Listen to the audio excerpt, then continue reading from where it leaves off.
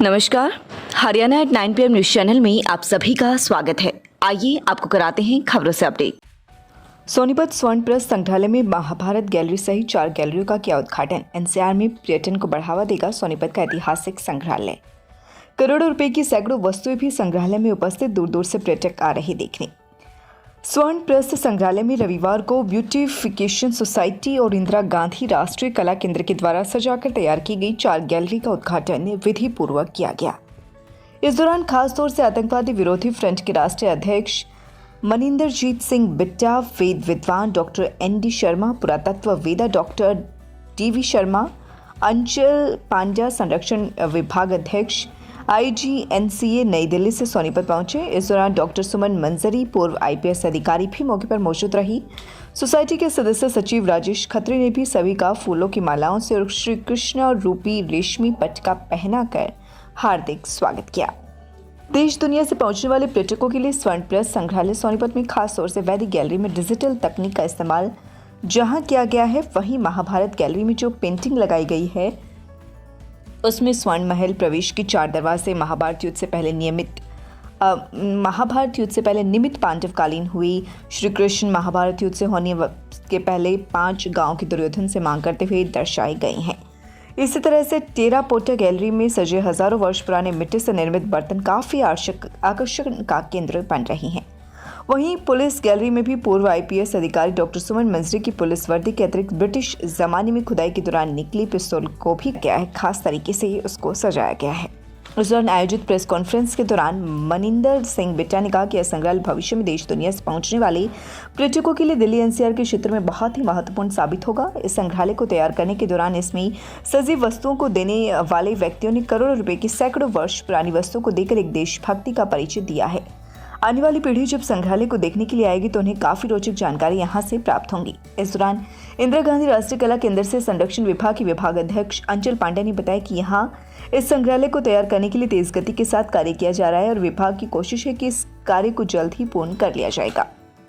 इस दौरान beautification society के सदस्य सचिव राजेश खत्री ने बताया कि संग्रहालय में खासतर 13 गैलरियां मौजूद हैं, जिनमें से अब तक 6 गैलरी का कार्य पूरा हो चुका है और 7 अन्य गैलरी कार्य प्रगति पर हैं। उन्होंने बताया कि जिले के लोगों द्वारा 100 वर्ष से लेकर 3000 वर्ष पुरानी वस्तुएं निःशुल्क उपलब्ध करवाई हैं, जिनमें कीमत 35 करोड़ से भी अधिक आंकी गई है। ब्यूटिफिकेशन सोसाइटी के अध्यक्ष एवं DC सोनीपत ललित सिवाज के नेतृत्व में संपूर्ण संग्रहालय तैयार होने के बाद हरियाणा के मुख्यमंत्री से उद्घाटन करवाया जाएगा। संग्रहालय को दिव्यांग व्यक्ति भी देख सकें, इस तरह की व्यवस्था भी की जा रही है। इस दौरान प्रणव, कीर्तिपाल, बाबा सतपाल नाथ, रमेश पांची, नरेश चंद्र गुप्ता नरेला, शिव शंकर दिल्ली, पेंटर नरेश आकाश, डॉक्टर सत्यव्रत त्रिपाठी, गंगा प्रसाद वर्मा, पंडित मुकेश राय, मामम सिंह, दुष्यंत पवन बंसल, जसवीर खत्री के अतिरिक्त सैकड़ों गणमान्य व्यक्ति उपस्थित रहे।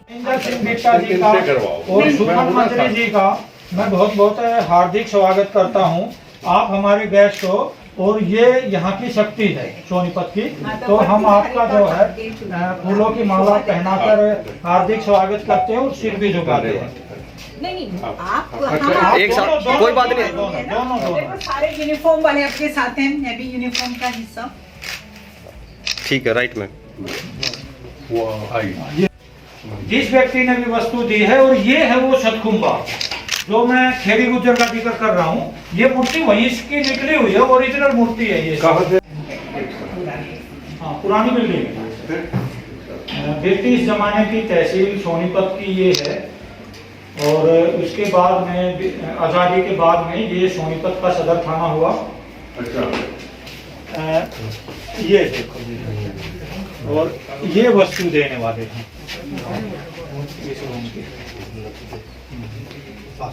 हरियाणा पुलिस के जितने नंबर वाली सब हैं। और ये देखो, इन्होंने अपना पूरा IPS का वर्दी जो है वो दिया है, और हमें इनको भी जरूर नमन करना चाहिए। ये हमारे पुलिस में शहीद हो गए। बहन जी ने, भाई साहब ने जिस तरीके से मेहनत की, पहले भी इन्होंने यहाँ बुला के दिखाया था, बिल्कुल नक्शा ही बिल्कुल बदल गया है।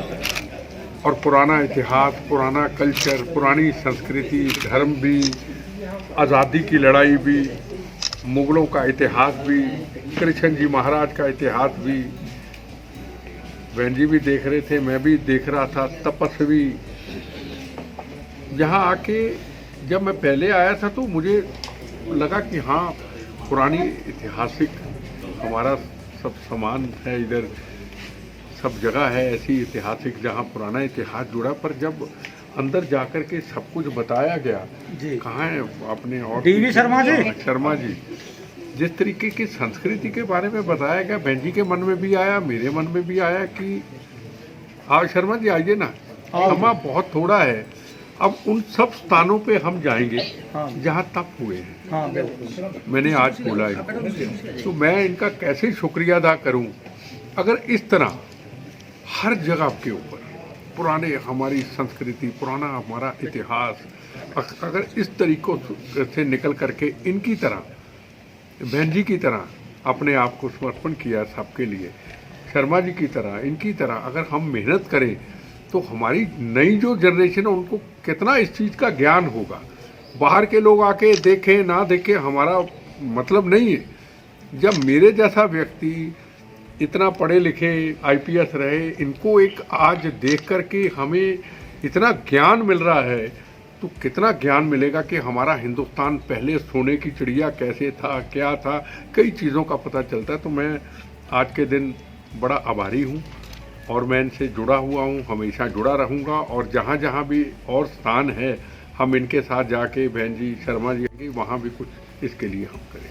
वो कहूँगा सारे देशों को हमें हाथ जोड़ के निवेदन है कि मानवता मानवता होती है, हम बैठ के ऐसा मसला हल करें कि मानवता का कत्लेआम ना हो। बेटा जी, यूथ की बात आप कह रहे थे कि यूथ को इन सब चीज़ों से काफ़ी प्रेरणा मिलती है जो आज यहाँ पर म्यूजियम में आप आए हो, लेकिन हमारा यूथ ड्रग्स की तरफ जा रहा है, आतंकवाद की तरफ जा रहा है। सोनीपत पुलिस देखो, में भी पीछे जा रहा बुरा है। ना थोड़ा मानना, मैं कुछ आंदोलन के ऊपर बात करूँगा, जी। कोई बुरा ना माने, है ना। हम आज़ाद विचारधारा के लोग हैं। ये धरोहर है जहां हम आए हैं, इसमें कई इतिहासों का पता चला है। सोनीपत की धरती हो या पानीपत की धरती हो या कुछ खेतरा की हो या पूरा हरियाणा हो, आज़ादी से पहले, आज़ादी के बाद और अभी तक शहादतें, कारगिल का युद्ध, 65 की लड़ाई, 71 की लड़ाई, नक्सलाइटों से लड़ाई, कोई ऐसा गांव नहीं है हरियाणा की धरती पे जहां शहादतों का जाम नहीं पिया है और योधों ने कुर्बानी और शहादत दी है। एक चीज का अफसोस है और अफसोस मुझे रहेगा, अभी दीप संधू हरियाणा में आता जाता कहीं उसकी डेथ हो गई। ठीक, मेरा फोन देना बेटा। हाँ जी, यही डेथ हो गई सोनीपत में है जी। पर लोग शहीद हुए, अमन शांति दिया, छोड़ के चले गए। 96 में चीफ मिनिस्ट्री मिली बेअंत सिंह की शहादत के बाद। नरसिम्हा राव जी को कह दिया कि मेरा कर्म नहीं है। आज तक हम अपने एक आंदोलन में हैं। हमें क्यों बुलाया इधर, हमें इनको क्यों इन्होंने बुलाया, इसलिए बुलाया। हमारा कमीशन, अगर हम एमएलए एमपी होते थोड़ा हमें बुलाते हैं। हमने अपनी पहचान को वही रखा। सवाल सबसे बड़ा कि आप एक अच्छा काम कर रहे हैं, आप हरियाणा को क्यों बदनाम, धरती को क्यों बदनाम चले गए करके, टुकड़े टुकड़े कर दिए किसी के। क्यों? क्या सिख कौम ये सिखाती है? सिख कौम मानवता की रक्षा के लिए बनी थी, उसमें हिंदू भी था, मुसलमान भी था, सिख भी था, ईसाई भी था, और आपने हाथ काट दिए। ऐसे तो अफगानिस्तानी नहीं करते, ऐसे तलिबानी नहीं करते। और हमारी यहाँ की धरती के जिम्मेदार लोग, पॉलिटिकल पार्टियों के लोग और किसान आंदोलन के हमारे भाई चुप रहे। अरे योरों की धरती है, ये बहादुरों की धरती है, ये अपने मुल्क के लिए खून पसीना बहाना जानती है और बहाती है। और अब हमारी धरती को बदनाम करके चले गए। अरे सिंधु बॉर्डर पे, अरे सोनीपत पे हाथ काट दिए, अरे वहां तिरंगे झंडे का अपमान करने के लिए चले गए, अरे वहां पे गीता को बुलाएंगे, खालिस्तान बनाएंगे, इनकी ऐसी की तैसी बनाएंगे। अरे ये क्या हो रहा है? खालिस्तान के नारे यही लगे। हमने खालिस्तान के नारे खत्म कर दिए थे पंजाब के अंदर। पंजाब के अंदर खालिस्तान का नारा लगता नहीं था कोई। 36,000 बेगुनाहों का कत्लेआम हुआ, 19,000 हमारे हिंदू भाई मारे गए। हिंदू और सिख रोटी बेटी का रिश्ता, 9 मास का रिश्ता, जिसको कोई तोड़ ही नहीं सकता। हरियाणा के भाइयों ने, सोनीपत के भाइयों ने, आसपास के किसान भाइयों ने पूरा समर्पण किया। किसान आंदोलन को करना चाहिए था, एक आजाद विचारधारा है, लोकतंत्र है। पर इस धरती के अंदर आकर के उस धरती का अपमान करके चले जाए और यहाँ के लोगों को बेवकूफ़ बना के चले जाए और खुद जाके वहाँ राजनीति कर ले, इलेक्शन लड़ ले, चूर्णी जी और राजेवाल जी, और खालिस्तान के नारे भी लग जाएं और भारत माँ तेरे टुकड़े टुकड़े के नारे भी लग जाएं। पहले इंदिरा गांधी को मारा, अब मोदी को मारेंगे और यहीं से काफिला चले। और लाल किला का वो तिरंगा झंडा जो सबसे पहले पंडित जवाहरलाल नेहरू जी ने लहराया, जहां नीचे लाल बहादुर शास्त्री, जहां बाबा साहब अम्बेडकर, सरदार पटेल थे, फ्रीडम फाइटर थे, उस तिरंगे झंडे का अपमान हो जाए, हम क्यों नहीं बोले? मेरा एक सवाल है, यहाँ के जिम्मेदार लोगों से सवाल है मेरा।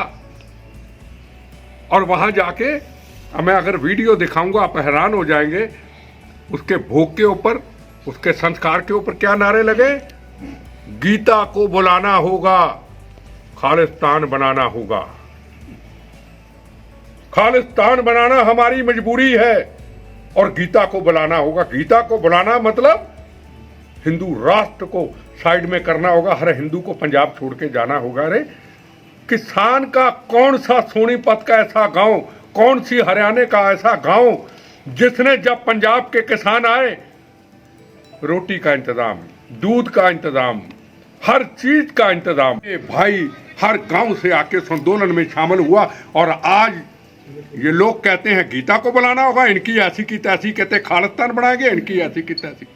खालिस्तान ना कभी बना था, ना कभी बनने देंगे, ना कभी बनेगा। बनेगा तो पहले की तरह हमारी लाशों से गंदी हनेरी की तरह गुजर जाएगा। अरे कौन सा खालिस्तान, अरे कौन सा आंदोलन? क्या यहाँ के लोग बोलेंगे कि यहाँ किसान आंदोलन के मेरे भाई, मेरे पिता समान, मैं सिर झुकाता हूं कि आप इन चीजों का विरोध करोगे कि जिन्होंने कहा गीता को बुलाएंगे, जो आप कहते हैं कि खालिस्तान बनाएंगे, और इस धरती पे आकर के तिरंगे झंडे का अपमान करके चले गए। आगे से हमें सबक सीखना होगा।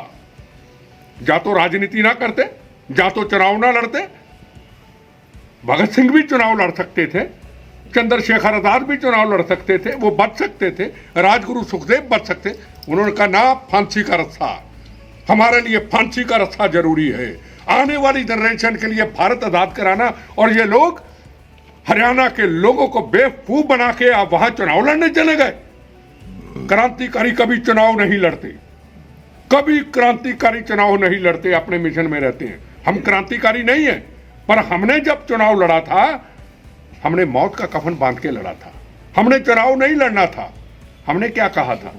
नरसिम्हा राव ने कहा था पंजाब में लोकतंत्र लाना है, बहनों के सुहागों को बचाना है, खालिस्तान नहीं बनने देना है, पंजाब हिंदुस्तान से टूटने नहीं देना है। हमने बहनों के सुहागों की रक्षा के लिए, बच्चों को यतीम होने से बचाने के लिए, खून की नदियां बहती थी उसको रोकने के लिए, पंजाब में हिंदू भाई हमारा पंजाब छोड़ के ना जाए, उसके लिए मौत का कफन बांध के चुनाव लड़ा है वो राजेश जी और उनकी टीम जानते हैं। लेकिन आज मैं बहुत खुश हूँ, मेरी 30 साल की जो एक उधेड़ बुन थी, जद्दोजहद थी, वो पूरी हुई। जब मैं इस शहर में विवाह करके आई थी तो जो भी मुझे कहता था, एक कहावत यहाँ की प्रसिद्ध है कि दिखू सु पाटे तिगने आई सोनीपत ब्याह रखी। मुझे लगा ऐसा सोनीपत में क्या है कि जिसको ये कह रहे हैं। तो अभी तक मैंने सोनीपत का शरीर देखा था, आत्मा जो है आज यहाँ देखने को मिली। गोरड़ गांव का महत्व पता लगा कि गोरक्षनाथ जी, जिनको एक शिव का अवतार मानते हैं, वो इस धरती पर तपस्या करके गए हैं। सतकुंभा पहला गांव जिसके दरवाजे हैं 4, और जहां से 4 दरवाजे किसके होते हैं? धर्म अर्थ काम मोक्ष के। तो आज सोनीपत की जो आत्मा है वो देखने को मिली, जानने को मिली। मेरा आपसे भी अनुरोध है और मैं एडमिनिस्ट्रेशन से भी बात करूंगी कि स्कूल के बच्चे जितने ज़्यादा से ज़्यादा आकर देखें, अपनी संस्कृति, अपने इतिहास, अपना धरोहर, अपनी विरासत को वो पहचानेंगे तो एक आत्मविश्वास। आपने देखा बिट्टा जी किस ओज और ऊर्जा से बोल रहे थे, वो ओज और ऊर्जा किसकी थी? धरती माँ की। तो ऐसे ही जो बच्चे यहाँ पैदा हुए हैं, जब सोनीपत की शक्ति और माँ के बारे में उन्हें पता लगेगा कि हम किस मिट्टी से हैं और उस मिट्टी का कितना स्वर्णिम इतिहास है, तो आगे आने वाले समय में जो 1-2 पत्रकार कह रहे थे ना, और आपने भी पूछा था कि अपराध अधिक है, यहाँ नशा अधिक है, तो यहाँ पर अब नारायणी नशा होगा यदि बच्चों को हम यहाँ भेजेंगे, और ये अल्पकाल के नशे से बच्चे दूर होंगे। Tulip Hospital, Sonipat, Department of Urology. We are excited to announce that a well-reputed senior doctor has joined us in Urology Department. Doctor Gaurav Singh Randhawa, laparoscopic euro onco surgeon. OPD timing morning 9 AM to 10 AM, evening 1 PM to 7 PM from Monday to Saturday। 7056511111। लगातार खबरों से बनी रहने के लिए channel को like, subscribe और share जरूर करें। धन्यवाद।